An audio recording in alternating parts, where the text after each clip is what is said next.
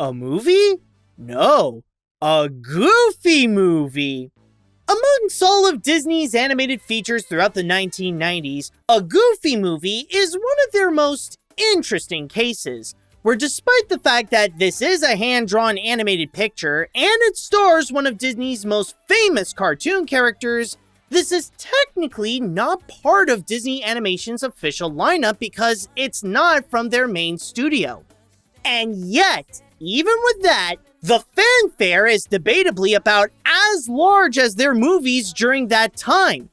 Originally began as a spin-off to their 1992 series Goof Troop, this was the result of when the company decided to expand their animation division after the historical success of their animated movies back in the early 1990s. However, considering how this isn't one of their high-priority features, the movie had to work with a relatively small budget and a collaboration between Disney's other animation studios around Glendale and around the world. And while Goofy may not have been the box office champ in the levels of either The Beast or The King, the movie did eventually collect a lot of fans over the years thanks to the power of nostalgia to become not just a cult favorite, but a significant moment in Goofy's history.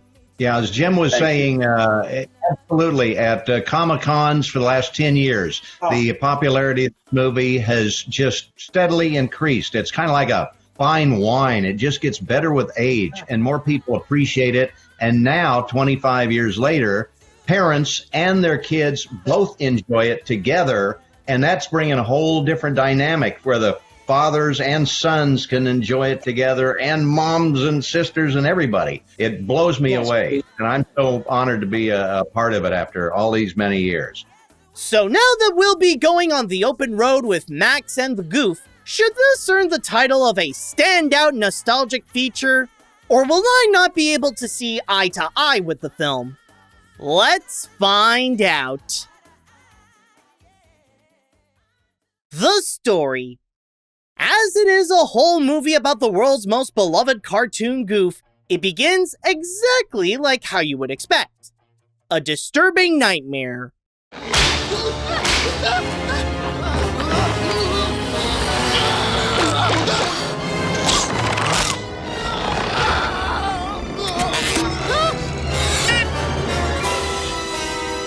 You know, as much as this scared me as a kid, I don't think I could really comment because that was exactly how I went through puberty.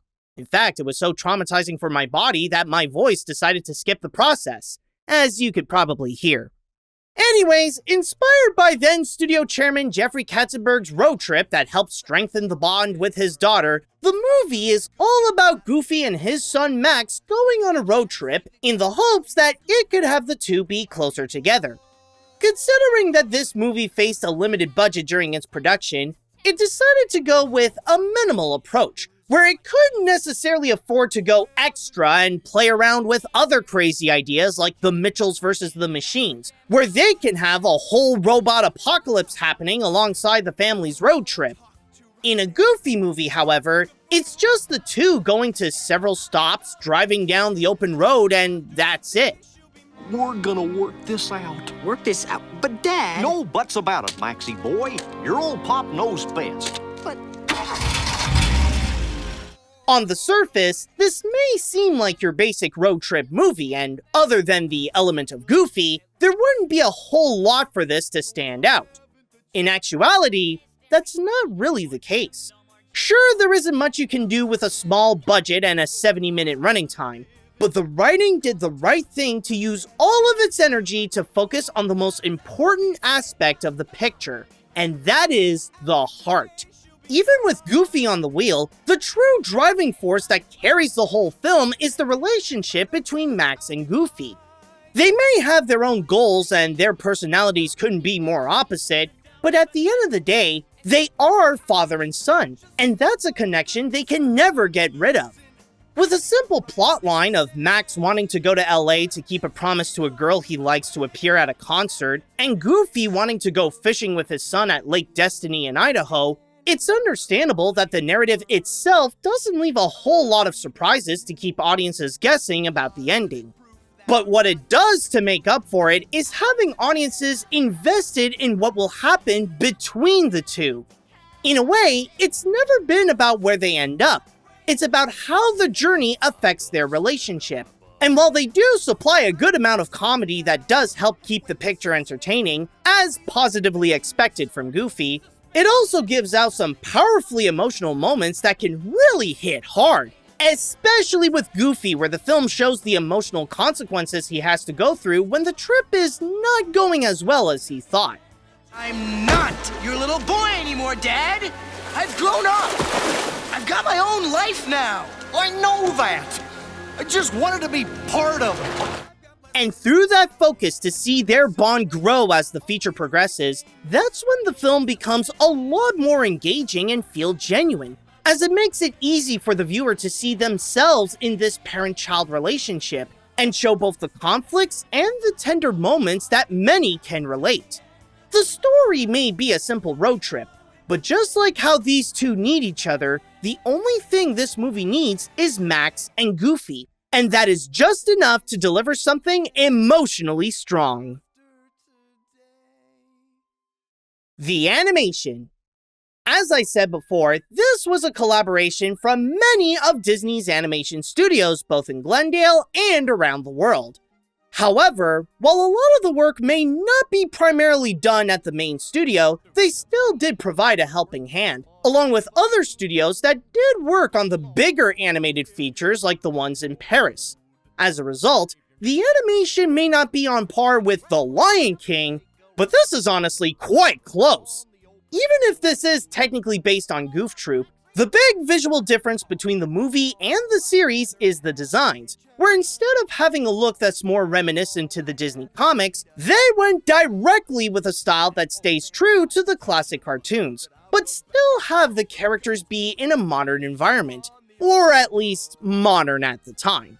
Not to mention, capable of delivering a wide variety of different looking characters with their own unique design, especially everyone at Max's school. Sure, it kind of distances itself from being a Goof Troop movie, but it helps to have it stand out on its own and emphasize the Goofy iconography where even Goofy himself is dressed up a bit more like how we recognize him. But of course, I have to bring up the limited budget again because this is also where it does have some big consequences of being incapable of going that extra mile.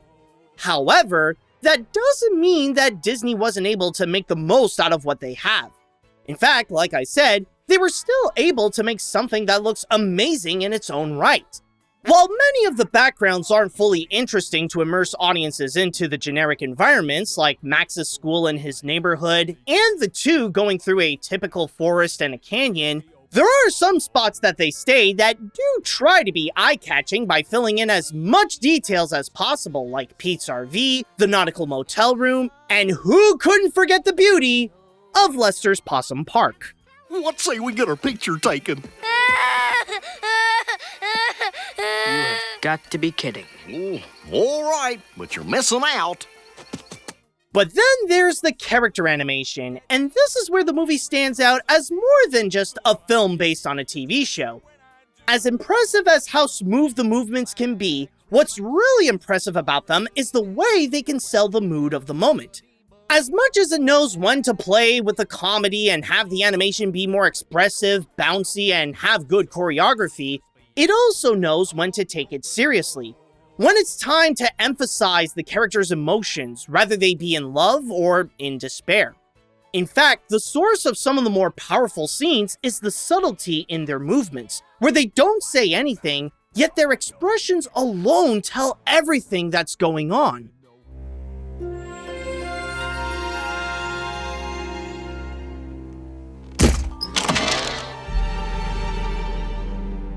Also, it's worth noting that it knows when to use the lighting. For the most part, the film couldn't afford to give the characters a lot of depth with stuff like shadowing, and keep the colors flat. However, it also works to sell the moment when lighting does come into play, pointing out what is happening to bolden the mood and highlight what is important, along with playing with the camera angles during the scenes that have a bit more action. Vacation!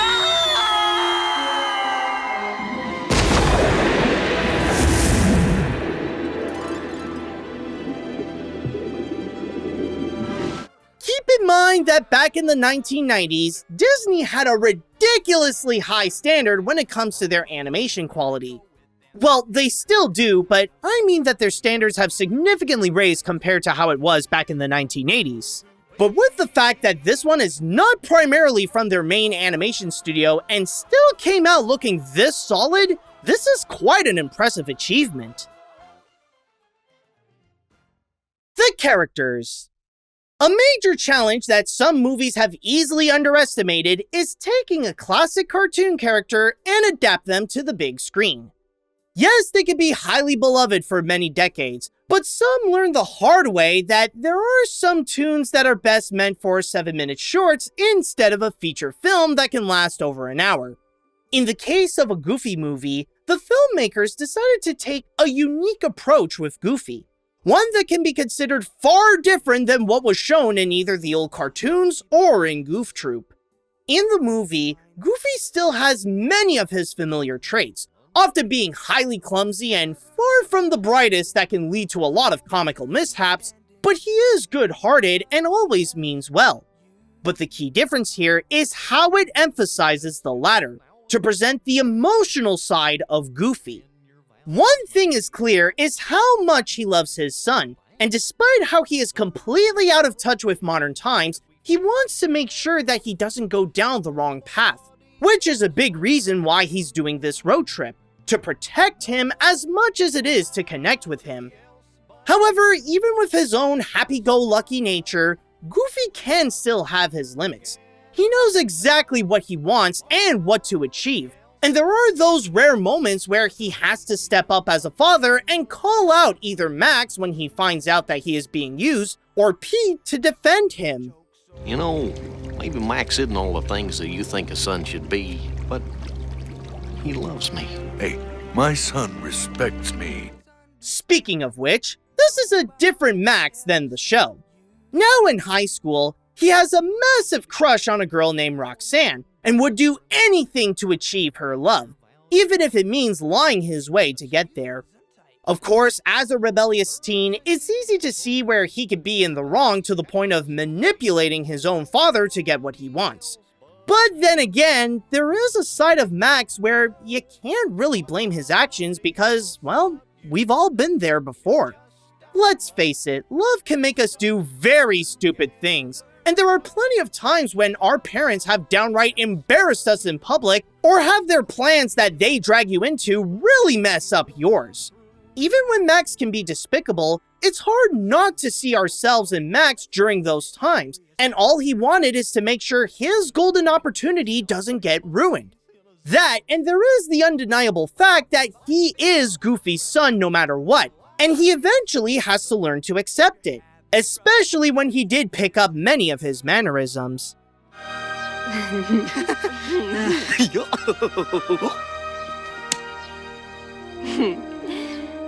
There are plenty of other characters that do appear, but they're mostly one-dimensional to make more room for Goofy and Max's dynamic and serve minor development for mostly Max. Like PJ is his more cautious friend, Bobby is the cooler and cheese-obsessed buddy, and even Roxanne herself is really just the love interest that's the motivator of Max's actions throughout the picture. But there is one exception that does play a bit more of a significant role. Amongst all of his appearances, this has got to be one of the friendliest versions of Pete. Well, friendlier than who Pete generally is. Yes, he is still highly arrogant and rough, especially towards his son PJ, but in here, he actually helps Goofy out on how to be a more disciplined father, and warns him that Max may not be as honest as the Goof may think. Don't let him fool you with that buddy-buddy act now. Under your thumb. Sure, not everyone has a significant part or show much depth to them, but again, the important thing here is to get the father and the son right, and at the very least, the movie delivers an unforgettable duo that makes this a heartfelt viewing. The songs. Amongst all the elements in the picture, the songs are what most define this as a 90s movie. Sure, there may not necessarily be a whole lot with only 6 throughout the entire 70 minutes, But not even Max going around on a skateboard doing cool tricks at a construction site wearing shades and a backwards baseball cap can out 90s the musical numbers. As the decade dawns a new generation of animated musicals where they have a more Broadway mentality, the first song, After Today, has that tone as a celebration that it's the last day of school, while Max prepares to take the next step of fulfilling his love for Roxanne.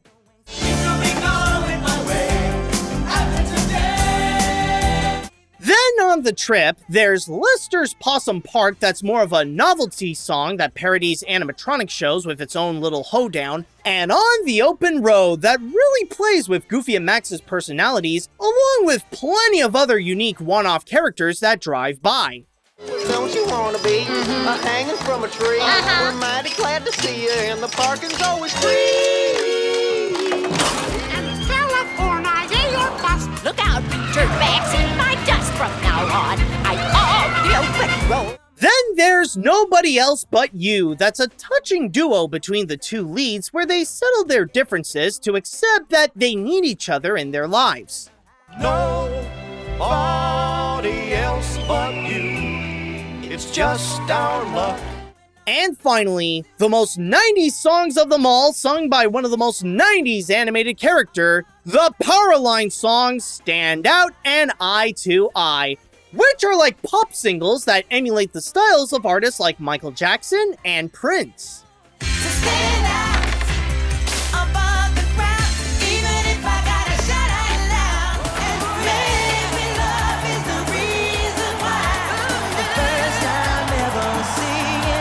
As a whole, the songs do serve their purpose to add a little spice in order to make the experience more fun, especially with the help of the animation where they make them stand out moments, like with the heavy amount of choreography of the Powerline songs and how On the Open Road is just bursting with creativity. However, my big criticism is that some of them, like After Today and Nobody Else But You, can contain some not so great lyrics. Often, the wording during the song sounds so unnatural where you question if these are things that people unironically say in real life, or they could feel too on the nose to the point where they could be just describing literally what's happening on screen, especially when it comes to Max's devoted love to Roxanne, making it a bit tougher to enjoy them on their own as much as some of the others. So your jokes are all, let's face it, prehistoric. And your music sounds like monkeys in a zoo. Gonna move to the mall. Gonna live in the pool. Gonna talk to Roxanne and not feel like a fool. I'm not saying that they can't be fun to listen to, but their purpose is clear that they're meant exclusively for the movie. But overall, the soundtrack still helps to add a bit more memorability where the 90s aspect helps make this movie feel a bit of an enjoyable time capsule.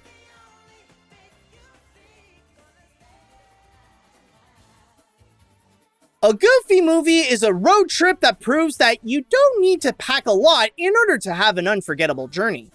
As it was only given little resources to work with, it was able to make the most out of its minimal approach that can almost be considered on par with some of Disney's biggest animated features at the time. By focusing on delivering a heartfelt story about a father and a son understanding each other, presented with some impressive animation and some enjoyable songs, they result in a feature which explains that less is more and focuses on developing a strong core to carry the whole experience. It's safe to say that this is one big nostalgic trip for 90s kids that they will freak out over. But this is also worth a quick look for families to have their own little bonding time. Something where the kids and the parents can have a moment to connect with, just like Goofy and Max on screen.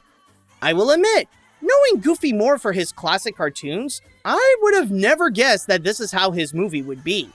Mickey brings music to life, Donald embraces Central and South American culture, and Goofy, well, he can make you shed a tear as much as he can make you yuck.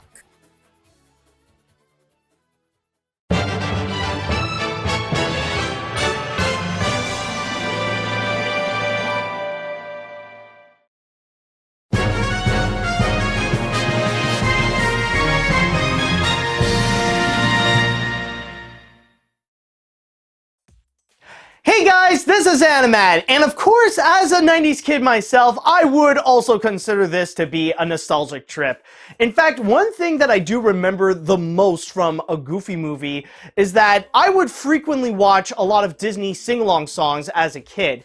And one that would pop up quite frequently, or one that I actually have a distinct memory of really enjoying, is actually the sing-along for On the Open Road, because it definitely is such a fun song, and for me personally, it is the standout song of the entire picture, or at least the one that really does define a Goofy movie as is. So even revisiting that song after all these years was such a nostalgic trip for me, and overall, it was just a lot of fun, so I definitely had a great time watching it and reviewing it as well.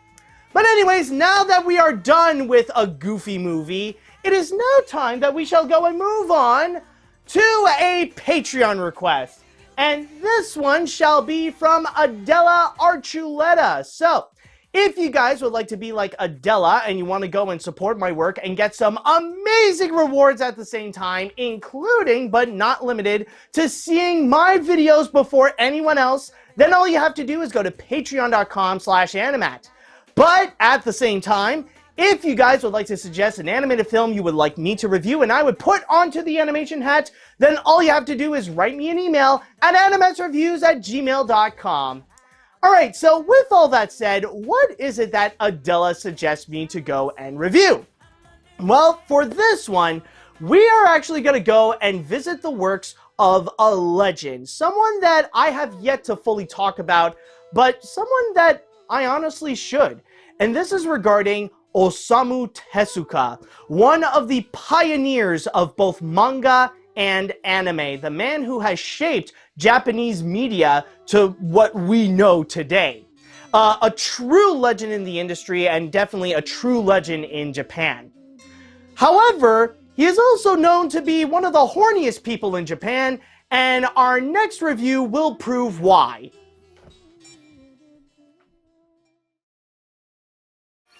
Who's your favorite possum?